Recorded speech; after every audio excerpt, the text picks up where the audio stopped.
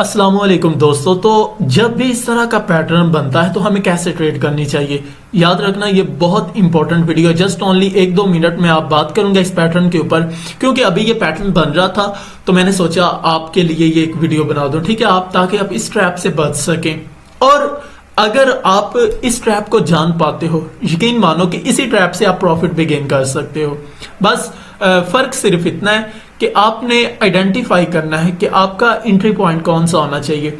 मैं अक्सर कहा करता हूं कि हाई प्रोबेबिलिटी एंट्री लेनी चाहिए, पेशेंस करके एंट्री लो। लेकिन हमें पता भी चले ना, ये ना हो कि हम पेशेंस करते रहें, इंतजार करते रहें, लेकिन जब ट्रेड लेने की बारी आए तो हम एक रॉन्ग डायरेक्शन में ट्रेड ले लें।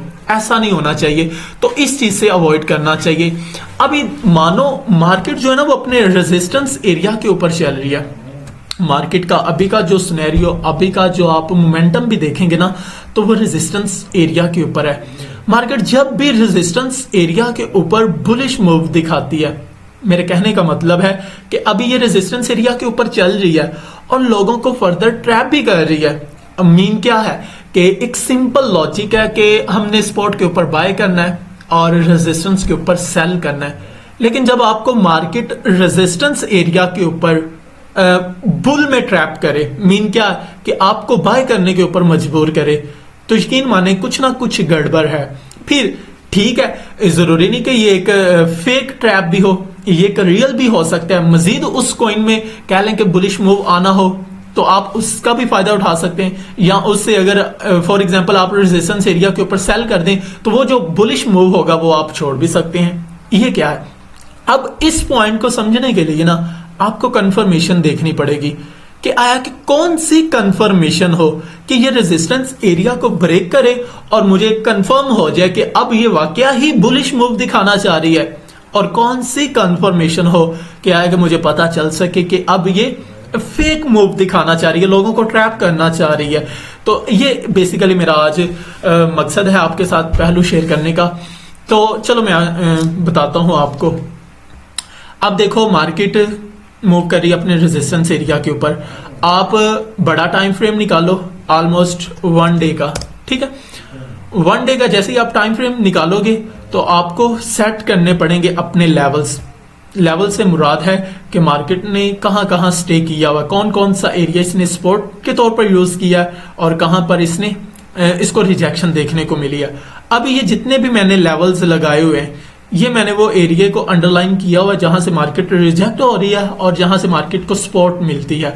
अब देखो ये वो एरिया है, इस एरिया से मार्केट को सपोर्ट मिल रही है। मीन क्या था कि इस लेवल से लेकर इस लेवल तक मार्केट नीचे की तरफ मूव करती है, मार्केट नीचे की तरफ गिरती है, और ये वो एक मखसूस पॉइंट है जिस पॉइंट के ऊपर आकर मार्केट सपोर्ट लेती है, सहारा मिलता है। और इसके बाद फिर अगर आप देखें तो मार्केट ऊपर की तरफ काफी अच्छा खासा पंप करती है। अब देखो मार्केट ऊपर की तरफ पंप करेगी, लेकिन इस जोन में उसने सहारा ले लिया। मीन क्या कि यहाँ बायर्स जो है वो ऑप्टिमिस्टिक हैं, वो खरीदने के लिए तैयार बैठे थे और उन्होंने मार्केट में स्टॉक को खरीदा और ऊपर की तरफ ले गए, कॉइन को खरीदा और ऊपर की तरफ ले गए। फिर अब देखो ये जो एरिया है ऑलमोस्ट ये वाला, इस एरिया से हमें 80-90% रिजेक्शन मिली है। अगरचे मार्केट ने अपना हाई ये बनाया है और इससे भी अगर बात की जाए तो ये एक हाई बना हुआ है, लेकिन हम ज्यादा एक्यूरेट जो एरिया मानते हैं ना, वो ऐसा एरिया होना चाहिए जहां मोर देन 2 या 2 से ज्यादा रिजेक्शन देखने को मिली हो। फॉर एग्जाम्पल देखो इस लेवल के ऊपर भी मार्केट ने अपना क्लोज दिया, सिमिलरली इस लेवल के ऊपर भी मार्केट ने अपना क्लोज दिया, हूबहू सेम इसी जोन में मूव करें तो ये हमारे पास एक जोन है जहां मार्केट ने अपना क्लोज दिया।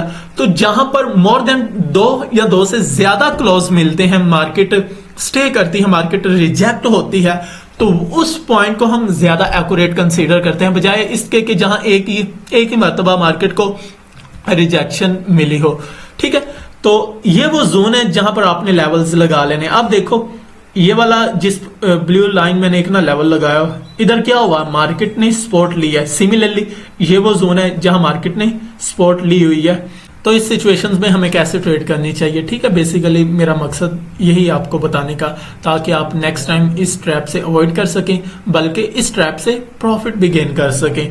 तो देखो जितने भी मैंने कहा आपको कि लेवल्स लगाने हैं बड़े टाइम फ्रेम के हिसाब से, तो आपने देखना है। अभी देखो कि ये एक लेवल है जहां से मार्केट रिजेक्ट हो रही है बार बार। ये फर्स्ट पॉइंट हमारे पास, ये हमारे पास सेकंड पॉइंट है। अब मानो कि ये जो कैंडल बन रही है ये थर्ड टाइम अगेन इस पॉइंट से रिजेक्ट होती है और नीचे ही क्लोज दे देती है, तो फिर हमें क्या समझना चाहिए? एक लम्हे के लिए सोच के देखें। मैंने क्या कहा कि ये जो पॉइंट आपको नजर आ रहा है, अगर देखो ना इस पॉइंट के ऊपर, इस लेवल के ऊपर, मैं आपको छोटा सा करके दिखाता हूं, ठीक है, ये वो वाला पॉइंट है। अब देखो इस लेवल के ऊपर मार्केट अगर रिजेक्ट होती है अगेन, इसी लेवल के नीचे क्लोज भी दे दे, तो हमारे पास क्या साइन होना चाहिए? क्या हम बाय करेंगे इस जोन में? नहीं, हमें अलर्ट हो जाना चाहिए कि यहां अब थर्ड टाइम ये एक ऐसी रेजिस्टेंस है जहां मार्केट थर्ड टाइम रिजेक्ट हो रही है। तो यकीन मानो आपको कौन सी डायरेक्शन में ट्रेड लेनी चाहिए? फिर जैसे ही रिजेक्ट होती है वैसे ना ट्रेड ले, उससे अगली कैंडल का कंफर्मेशन देखें। तो अगली कैंडल जैसे ही आपको कोई साइन देगी, कोई कंफर्मेशन देगी, तो फिर आप ट्रेड ले सकते हैं। ये नहीं कि अब जैसे ही ये रिजेक्ट हो जाए फिर फौरन सेल के ट्रेड ले, ऐसा नहीं होगा। अब ये एक पहलू है। अब दूसरा इसको आइडेंटिफाई करने का कि वाकई ही ये कि बुल ट्रैप है, वो कैसे है?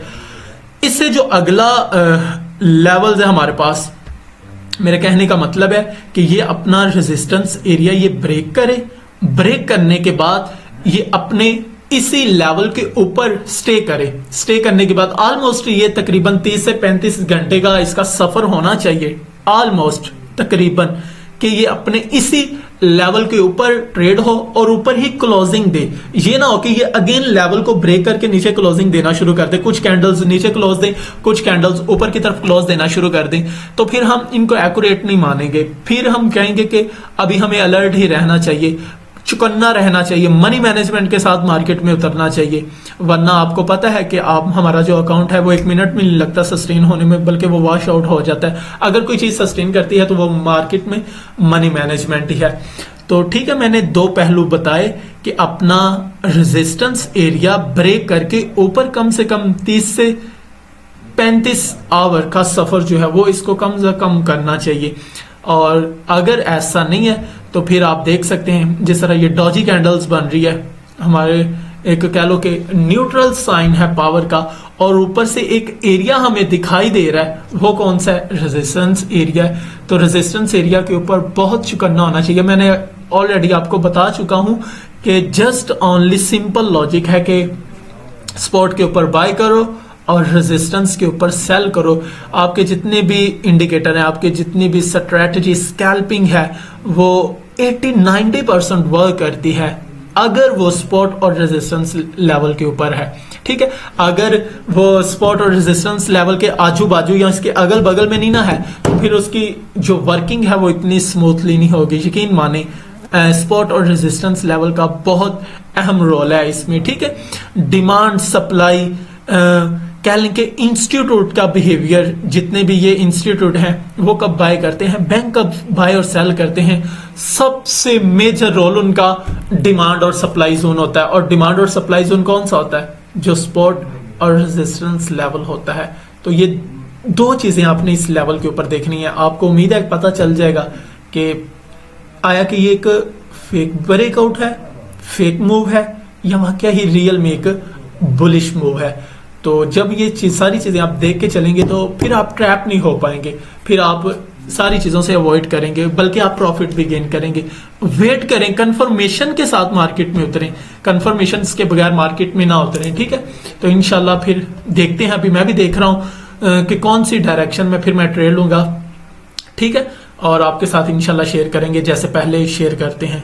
तो इंशाल्लाह मिलते हैं नेक्स्ट वीडियो में। मैं भी पेशेंस रख के इंतजार करता हूँ, वेट करता हूँ, क्योंकि पेशेंस के साथ बहुत क्लासिकल और एक अच्छी एंट्री आपको मिल जाएगी, और विद कंफर्मेशन मनी मैनेजमेंट